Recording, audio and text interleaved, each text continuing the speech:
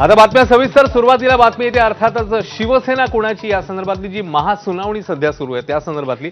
आज नेमका कोर्टात काय घडलं सविस्तर बघूया. तर शिवसेना पक्ष आणि चिन्हाबाबत सुप्रीम कोर्टामध्ये आज सुनावणी पार पडली आहे. आमदारांमध्ये किंवा विधिमंडळ पक्षात पडलेली फूट म्हणजे राजकीय पक्षात फूट पडली असं होत नाही, असा युक्तिवाद ठाकरेंच्या शिवसेनेची बाजू मांडणारे ॲडव्होकेट कपिल सिब्बल यांनी केलाय. निवडणूक आयोगाने असं करून आपल्या अधिकार क्षेत्राचा गैरवापर केलाय असं सिब्बलांनी म्हटलंय.